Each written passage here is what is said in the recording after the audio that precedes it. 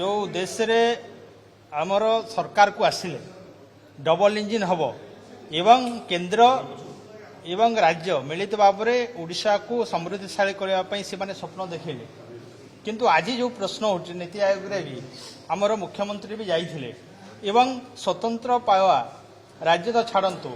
अन्य जो सुविधा गुड़ाक आम जमी पाइबा कथा बा स्पेशल फंड दवा कथा कि कोयला जिते नौकरी ता उपरे जो रॉयल्टी देवा कथा से जिनिस गुड़ाक भी समस्ते भूली जाइछन्ति। तेणु एटा निहाती भाव में ओडिशा प्रति केन्द्र अवहेला आगु भी अवहेला करथिले। आज बीजेपी सरकार ओडिशा रे गठन होला परे मध्य से प्रकार चली तो सब डबल इंजिन कथा कहते ताले एटी कौन डबल इंजिन काम करुछि। तेणु जो पूर्व थिला से अवस्था ही आज ओडिशा माने जो परिस्थिति जो गति करिवो सेटा ही एबे चिराचरित भाव में चलवा जाउछि। केन्द्र अवहेला निहाती भाव में भी अच्छी आमर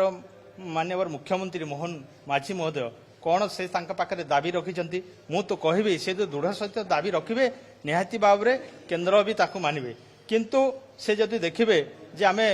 गोटे दल लोक आम ओडिशा प्रति आम जदि जहाँ भाग मिल ताकू जब आम ग्रहण करवा ताहले दृढ़ विषय किसी ना निहाती भाव में कथा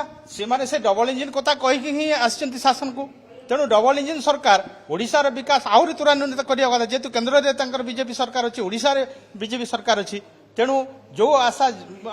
लोभ देखिकी ओडिशा रे से शासन करने को आसिले एवं शासन गादी बसिले तेणु से प्रकार भी ओडिशार विकास हवा कथा से अनुसार फंड मत ओडिशा को आसवा।